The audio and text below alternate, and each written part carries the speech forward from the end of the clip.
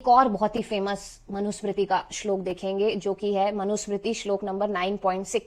स्त्री पर नियंत्रण रखना सभी वर्णों में उत्तम धर्म के रूप में देखा जाता है, अतः दुर्बल पतियों का भी कर्तव्य है कि वे अपनी पत्नी को वश में रखने का भरसक प्रयत्न करें। वाओ! जिसने हिंदुइज्म को नहीं जाना है और आप ये बोल के उसको दिखा दो ये श्लोक कि भाई ये हिंदू धर्म में एक सेक्रेट टेक्स्ट मानी जाती है और उसमें ये बात लिखी हुई है, आई गारंटी यू कि वो पक्का हिंदू धर्म छोड़ देगी कि भाई मेरे को नहीं बनना हिंदू, भाड़ में जाए हिंदू धर्म, मैं एथिस्ट ठीक हूं। तो चलिए एक काम करते हैं, मनुस्मृति खोलकर देखते हैं कि मनुस्मृति में ये बात लिखी भी हुई है या इन्होंने अपने मन से ही बनाई है। तो ये है मनुस्मृति, इसको खोलते हैं, एक बार अंदर चलते हैं। ये है 9वां अध्याय, ठीक है, और ये है 6ठा श्लोक इसका। सब वर्णों के इस पूर्वोक्त धर्म को श्रेष्ठ समझते हुए शरीर, धन या सामर्थ्य से दुर्बल पति भी अपनी पत्नी के सम्मान और कुसंगों से उसकी रक्षा करने के लिए यत्नशील रहते हैं। तो यहाँ पर पत्नी की रक्षा की बात हुई है और वहां पर बताया जा रहा है कि वश में रखने की बात है, ठीक है। वाओ!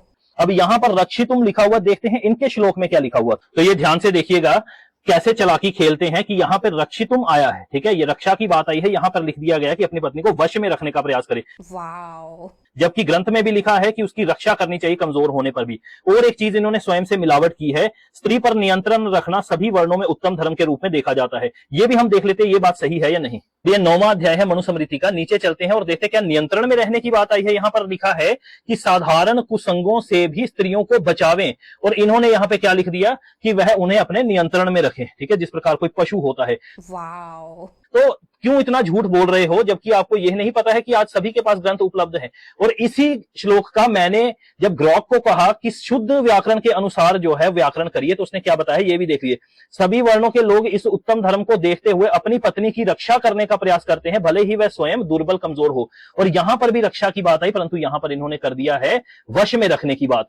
वाओ! अब आप ही खुद सोच लीजिए क्यों मनुस्मृति पर ये लोग आकर सामने चर्चा नहीं कर पाते हैं और पीठ पीछे क्यों बोलते हैं। तो मेघना जी आपको सलाह बस यही है, झूठ बोलना हो अगली बार तो घर बैठ के बोलिए, कमरे को कुंडी लगाकर, ताकि कोई उसको क्रॉस चेक ना कर ले। इंटरनेट पर आके झूठ बोलेंगे तो वो हम क्रॉस चेक कर लेंगे, आपके लिए दिक्कत हो जाएगी। आप चाहते तो बुक की फोटो लगा सकते थे यहां पर खींच कर, ठीक है, या पीडीएफ का स्क्रीनशॉट यहां लगा सकते थे, या एआई से भी ट्रांसलेशन करवा सकते थे अच्छे व्याकरण के साथ, परंतु आपने नहीं करवाया क्योंकि आपको एजेंडा चलाना है। अब आपने यह बताया है ना, मैं पूरी वीडियो में अब आपको यह बताऊंगा उपनिषदों में स्त्रियों के लिए क्या लिखा गया है, फिर जरा उसको जस्टिफाई करके बताइएगा। और मैं पूरी वीडियो में यह भी सिद्ध करूंगा कि मनुस्मृति कितना सम्मान देती है महिलाओं को। आप सबने यहां तक देखा है। हरिओम, जल्द ही मिलते हैं पूरी वीडियो में भी। हरिओम।